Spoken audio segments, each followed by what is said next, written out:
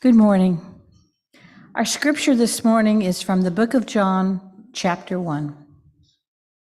In the beginning, there was the Word. The Word was in God's presence, and the Word was God. The Word was present to God from the beginning. Through the Word, all things came into being, and apart from the Word, nothing came into being that has come into being. In the Word was life, and that life was humanity's light, a light that shines in the darkness, a light that the darkness has never overtaken.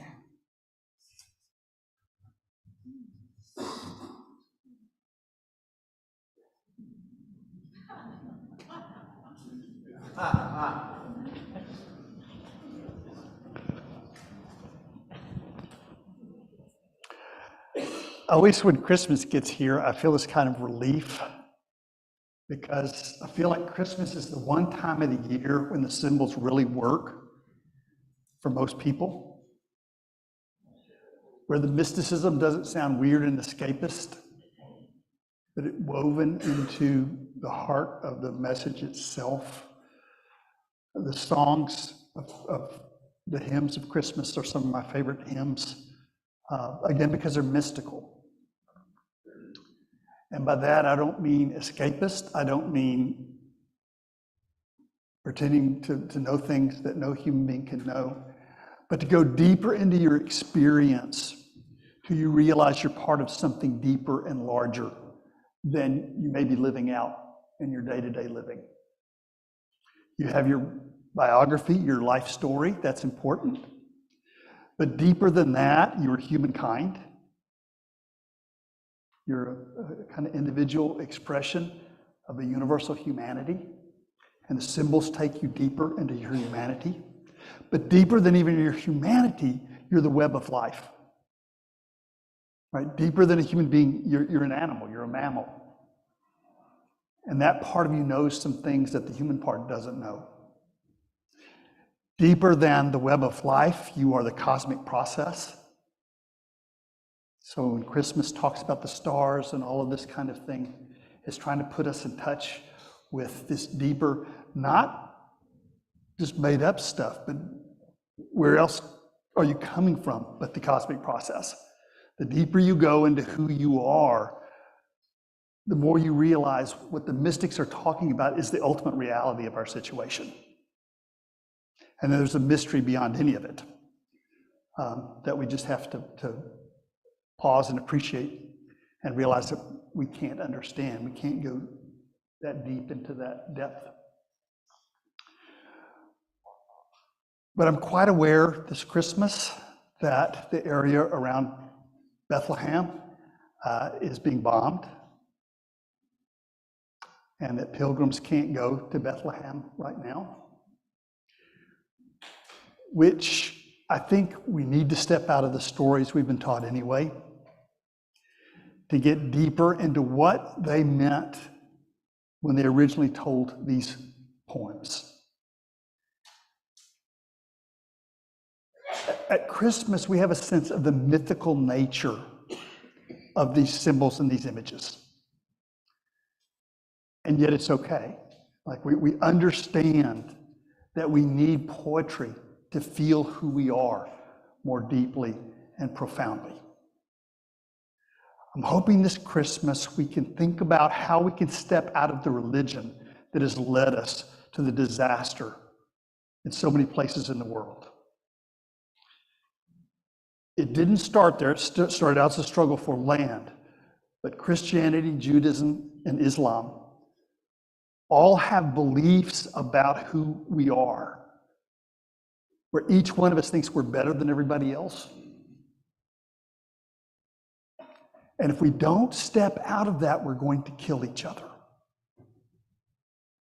Modern war is a horrible thing. I mean, probably it's always been bad, but modern war is urban war. There can be no just war, but it's in cities.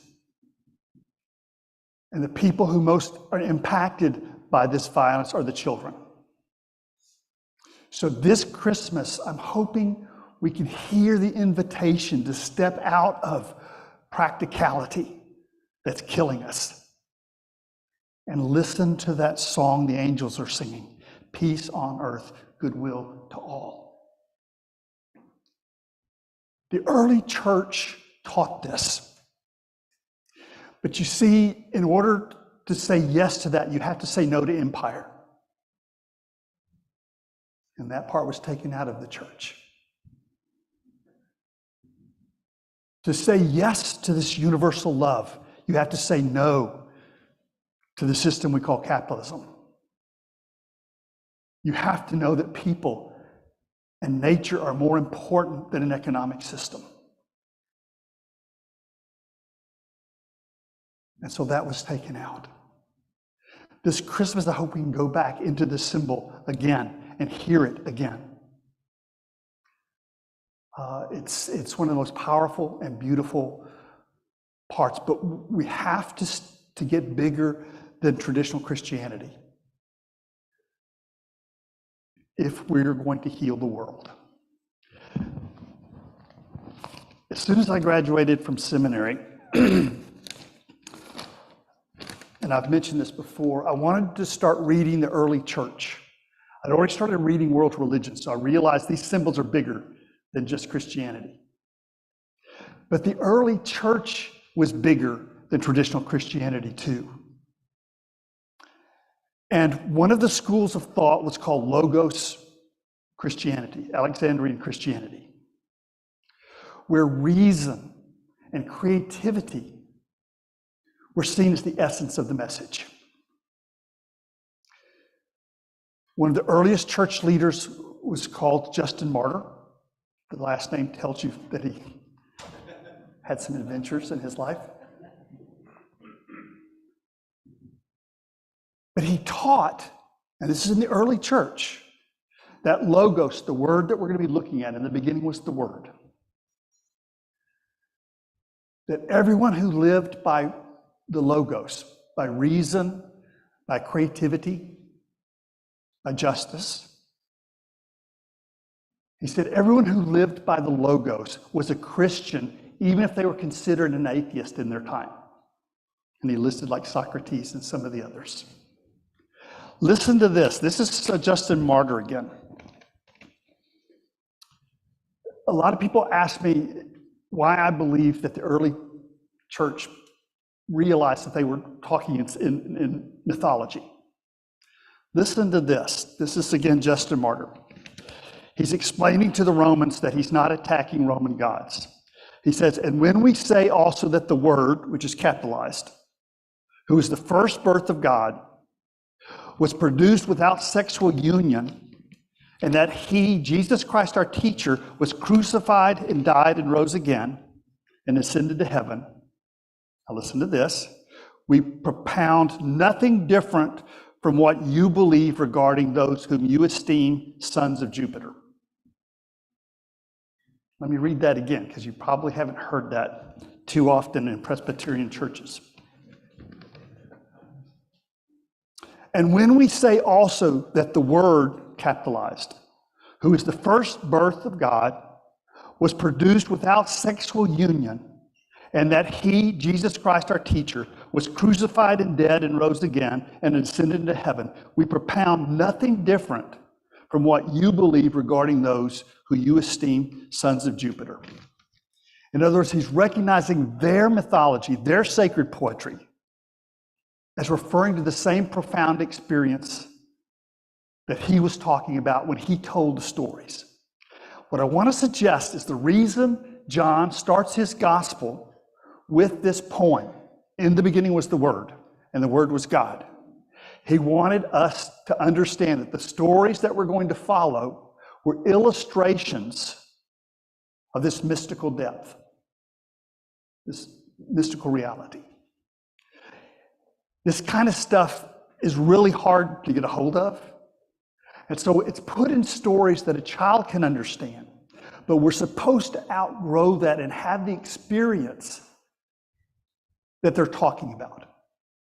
Not just believe that it happened to somebody else, but that it could happen to us, that it is happening to us and for us.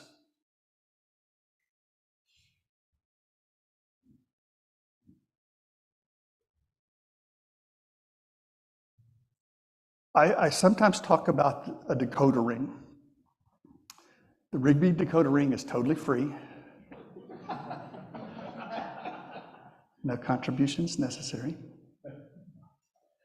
When you look at mythological writings, and the stories of all world scriptures are mythological, right? It's like the people that wrote the Christian text weren't there when this stuff happened. What they're wanting you to experience is a spiritual message, the spiritual experience that they're talking about. And the reason why so many religions tell similar stories is because the experience is just that deep and profound. But the free Rigby decoder ring is when you read a story like this, realize that it's not just talking about Jesus. In order to be spiritual truth, it has to be true for every person, everywhere, all the time. And again, the stories need to be very simple, very concrete, things we can experience sensually, but ultimately they're calling us to something deeper that we share with every being, everywhere, all the time. So we're going to look at this phrase, in the beginning was the Word, and the Word was God. And we're going to try to unpack those three key words that are here. The first key word is the word that we get arch from, in Greek, archaeology, and like monarch. It's translated in the beginning, but that word is much more profound than just talking about time. It's talking about the ultimate creative source of things. So it's talking about the principle of things. The logos, the word, or Sophia, they're the patterns in nature, but they're invisible in and of themselves. Our hearts experience them as beauty. Our minds experience them as truth. Our will experiences them as justice. They're the patterns of life itself. So they're not asking you to believe something that you can't prove or test. They're inviting you deeper into your own experience until you feel the truth that's here. And the first truth is of the depth. You come from something. If you don't believe in anything at all, then you have to say you're coming from the universe, from the cosmos. And I think that's weird enough, isn't it? That you are a cosmic process that has been going on for billions of years. Sound like Carl Sagan a little bit.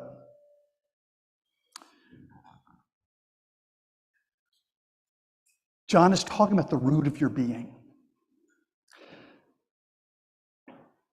Jesus was trying to invite you deeper into who you are. And particularly the I am sayings are John is trying to help you feel your own great self. I had a stress dream last night. Kind of interesting, at least to me. But you know how dreams are, they don't always make a lot of sense. At the time they make sense, but then you try to talk about them and you say, hey, that doesn't add up. So I'm in some department store, which I wouldn't be in anyway, but I'm in a department store, if you can't tell from my clothes, it's like, so I'm in a department store and the person I'm with does something and the store detective is on their case. So they're grilling them and stuff. And then all of a sudden, for some reason, I'm the one who's getting grilled. I don't know how this shift took place. So what the store detective didn't realize is that I'm very, very clever in my dreams. Right? In my dreams, I just wish you knew me there because I'm so much more interesting. And then I'm starting to leave the store after I've bested him. And all of a sudden, out of the corner of my eye, I see what is clearly him. It's the same body shape, but they're wearing a wrestler mask. And they're jumping me from behind. What the store detective didn't realize is that I also know karate in my dreams. And then it shifted just to the purest stress stream I have. Is I'm starting to leave the store and I realize, okay, this whole thing is recorded on camera. I have no chance, so they'll get me for sure. And then I go out in the parking lot and I can't find my car. That's how all my stress streams end up. It's going through these cavernous, parking lots that I can't find my car. And I wake up, like I wake up from every stress stream and go, oh good, it's not true. That's the experience John wants us to have with life in general. When you realize who you really are at a deep level, and you realize you're not defined by what happens to you. And that's all very important stuff. But it's such a relief to realize that you come from something deeper than that. And whether you're successful or not successful in the world's terms, that you are a light to the world. That Jesus is saying that. But there's a catch. In this poetry, there's the light and the dark. The light's coming out of the dark. Think of a candle. The dark represents matter. The light is energy and consciousness. So the good news is you are the light of the world. The bad news is that only happens if you burn. Right? You're here for a short time. That's what life is. It's a combustion. And when we realize that, it doesn't have to be a source of sadness and surprise every time somebody else goes away. Buddha's, one of my favorite Buddhist sermons it's called the Fire Sermon. And he says to the people listening to him, why are you getting so attached to things? You are on fire. Right? That's what life is. You're combustion. You are on fire. And everything you're clutching for or running from is on fire. Again, inviting to deeper life, deeper living, a deeper sense of who we are. A more modern image is of the light bulb. And to realize that our life, what we identify with falsely, is actually the filament. What you really are is this light that's coming out. Your consciousness is the most precious thing that I know of in the universe. It comes out of the dark of matter, of cosmic swirling. And you, on behalf of the universe, are able to look at the sky and say, wow. The universe is able to look at itself through you and have this rapturous sense. So the first thing, when it says in the beginning, it's not just talking about time, it's talking about the essence of who you are now. That if you go deeply enough in that, you will find this cosmic process that's happening through you. Then the second thing is it says, in the beginning was the Word. Now, as a kid, I thought that meant the Bible. In the beginning is the Word. People talk about the Bible as the Word of God. In seminary, they taught us that Jesus is the Word of God. Both of those are crocs. The Bible is a witness to something. I like the Bible, I study it, I teach it. But it's not the Word. And I like Jesus, one of my favorite people. But Jesus wasn't the Word alone. He was the Word, But he was trying to teach you and me that we are the Word. He wasn't trying to say, I'm precious, worship me. He was saying, you are the light of the world. You are precious.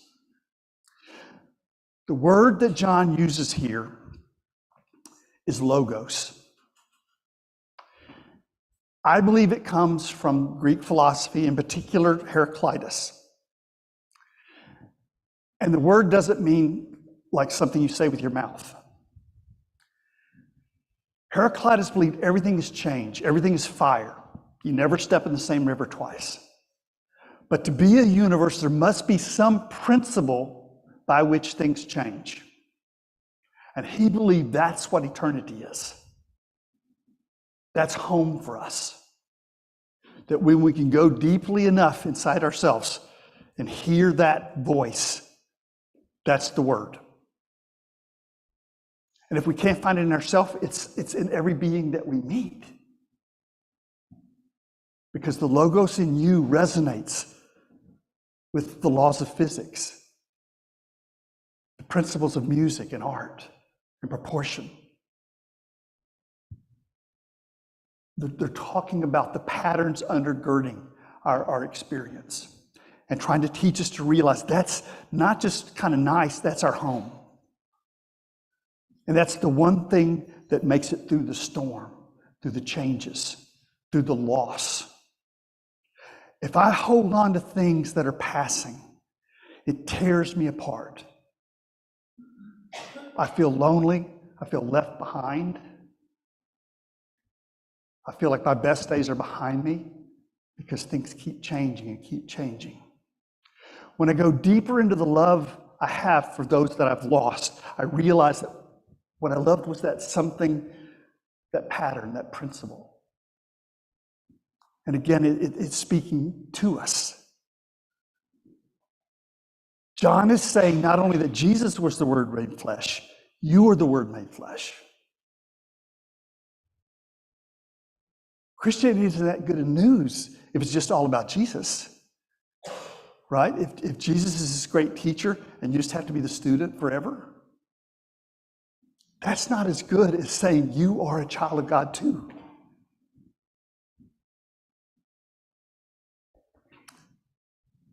The Word is what holds things together, but it's invisible. When people make pictures of God, they lose transcendence. That's why the second commandment is don't make images of God. The first is, hi, I'm God. I am. That's in the Jewish Ten Commandments. And the second one is, don't make images of me. And the third is, don't try to put me into human language and speech. And guess what religion does? It says faith is believing that the image is like we're saying it is. Well, that's not what Jesus taught. Faith is a lot more like swimming than it is like grad school. Do you remember when you're learning to swim and you're trying to make the water solid? Trying to hold yourself up? I'm sure it was a long time ago for some of us, but that panic of wanting something solid that almost drowns us. When we relax and give ourselves to that process, then we realize we can do this. And that's what faith is. It's realizing that what holds us up is this word. And it's everywhere. It's DNA. DNA is a word, right? That's life is held together by DNA. Physics is held together by the laws, the processes, and they're written into things. That's the safe path. Then the third word that comes up is, in the beginning was the Word, and the Word was God. God is a symbol. God is a symbol of everything too deep for you to reach. It's a symbol of everything too vast and great for you to think, and too close and mysterious for you to understand. It's up to you, but I don't believe there's a being somewhere with God on their mailbox. I don't think we can know what it is. I think it's deeper, larger, more mysterious than we can grasp.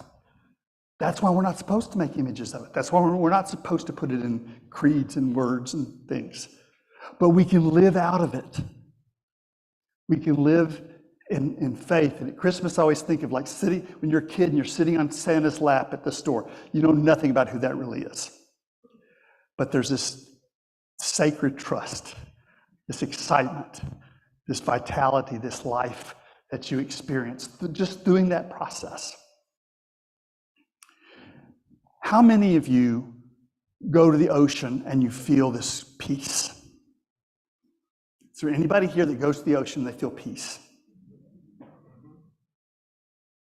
Is there anybody that goes to the ocean and says, you know, this is horrible. Look at all the dead animals. All these shells are broken lives. This is horrible. Why is life so unfair? See, we do that to ourselves. We do that to our own lives. But when you're at the beach and you're saying yes to the whole process, it's beautiful and it's peaceful, which doesn't mean that there isn't pain and loss and devastation. But it means you have a sense of hope that's larger than anything that is happening to you. John is saying we do not belong to ourselves. You were born into this world with a calling. Even if it's an evolutionary calling, even if it's, a cosmic calling. You are a gift to the world. You are the light of the world. You illumine the world. And one of the reasons why Christianity hasn't been salvific and had to say, well, the salvation means getting someplace else that we can't show you. What a gig that is to sell invisible real estate. Now, this isn't going to make any sense in your life, but when you die, oh my God, you're going to have a big house. Forget that. What is the truth written within you? That's what John is calling us to. And when we look at the world and it's chaos, and they're bombing the area around Bethlehem, and at Christmas you can't block that out. To realize there's something deeper than that. In the beginning means at the very root of your being. It's not talking about the past, it's talking about right now. At the root of your being, there's peace. You are addressed by every being that you meet. That's the word. That the logos in you resonates with the logos around you. So you're never alone, even if you feel alone. Even if you feel you've been left behind. What you love still addresses you. And then finally, when you have that experience of the whole, and you say yes to that, when you have the God's eye view, right? What would the world look like to somebody who sees it all, who isn't on one person's side or the other person's side? What would it look like if we loved like that? John is the one who says, nobody's ever seen God, but when we love each other, God's there. So remember when you were on the beach, and you saw the shells, you saw the devastation, but you realized how beautiful the whole is. And you were able to say yes to life. John is inviting you to do that with your own life, your own situation. Well, that's how I understand the prologue to John. We're going to take a moment for you to think about if that makes sense in your life, or if you can do something better. You have a whole minute. That keeps you from doing better. But after church, you can keep thinking about this. What is the root of your life? What are you living out of? Let that be your greatest joy and treasure.